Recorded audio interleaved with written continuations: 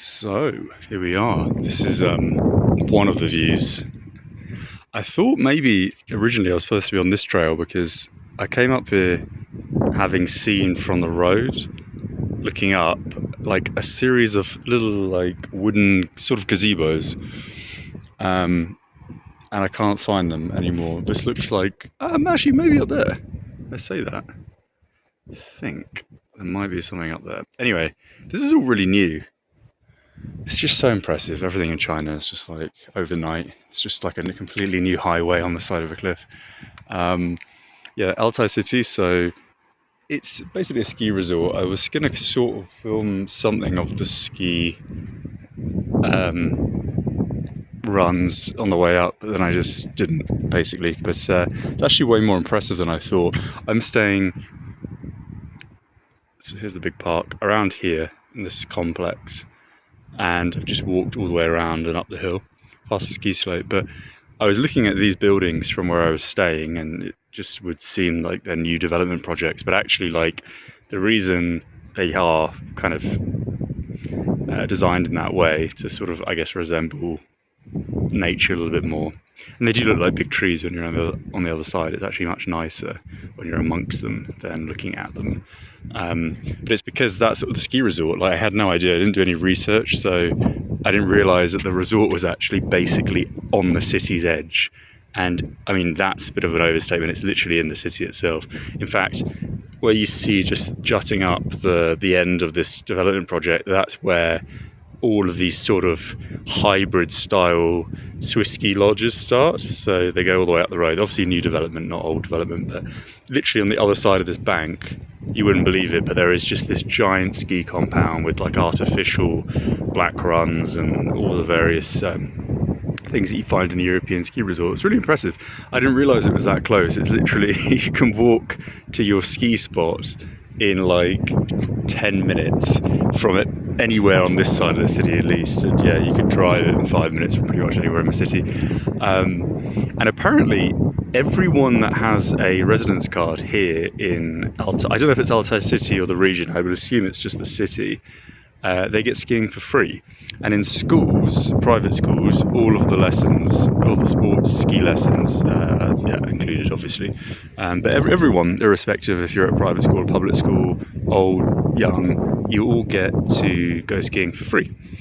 And actually, it's not that cheap. So the prices are changing in China so rapidly. If I go to your sort of typical Western coffee shop here, I'll pay double what I pay in Europe. I went to 2 coffee shops yesterday, tiniest slice of cake, and I don't drink coffee at the moment anymore. So I had like just this, they have these shit drinks. They haven't really developed their coffee shop industry like Europeans yet, where, you know, if you don't want coffee, you usually have like a fresh overpriced juice or something. Here it's like you pay the equivalent of a fresh overpriced juice, and they pour like a Sprite in a glass and put some rose petals in it. So it sort of justifies the inflated price tag, because everything is very much image in China. Everything is, well, you know, it's how you look is how you think people should perceive you based on like your aesthetic. So, you know, people will spend crazy amounts of money on garbage, you know, because it looks pretty, basically. And that transcends to, you know, the coffee shops as well. So it's about £6, English pounds, for just like a glass of shit Sprite or something like that. Which I wouldn't have ordered if I realised. But this is the same in all the coffee shops I've been to.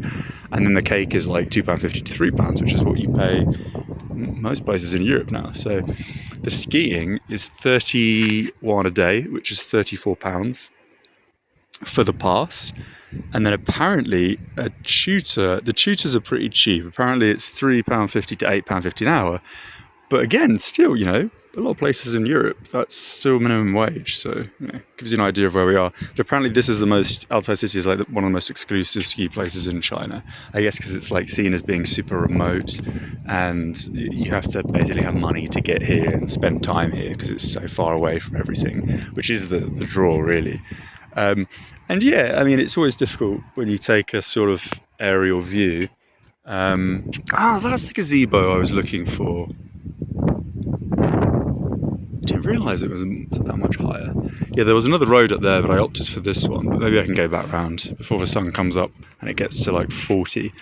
What I was saying is, when you're down there, it actually looks much prettier. Obviously, when you see the sky rises from above, it's sort of, and this industrial tower, it kind of has this sort of maybe sort of Soviet-y vibe to it, but it's not like that at all when you're down there. And also that tower has just been kept for aesthetic purposes, to add character. It's no longer an industrial yard. I don't think there's any industry in the city anymore.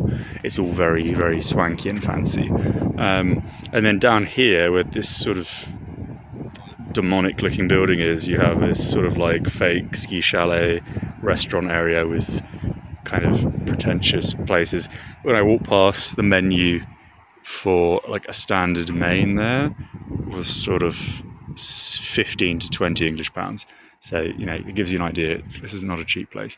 But the great thing is, accommodation in China, you'll always still find crazy cheap places. Like the place I'm staying, and I don't have the cheapest room, and it has a 9.2 rating, like 500 reviews, is £4.50 a night, which is crazy. And they have spaces for like £3. But actually the hotels here are really overpriced compared to above where I'm staying. Like the price jumps. Like for really good hotels, 9 out of 10, private room en suite, in anywhere in China outside of like Beijing and Shanghai. Actually, I say that, I literally just booked in the centre of Chengdu a hotel, a really good one for like £8 a night. What you really pay is about a tenner max. £7 to £10, you'll get yourself a decent ensuite room in China, but not here, not in Altay city. It jumps significantly into the sort of European price ranges. And you have to bear in mind now, this is off season. So even though it's summer and, you know, people come and do hiking stuff, and it is still a central sort of hub for people that go off and do the trails in the mountains and see the national parks, I imagine it's much higher during ski season, the prices. But anyway, yeah, it's not like, it's strange. I was hoping there was going to be a sunrise, and I did get up early enough, but it kind of wasn't really a sunrise as such. And I don't really have a very good angle, so this is just looking like sort of a car park on the edge of the town. But yeah, it's actually kind of nice. So that's the gist. I'm going to go and find these little wooden hovels. I think one of them is up there. I'm sure it wasn't that high when I was looking from the road. And yeah, I'll leave it there.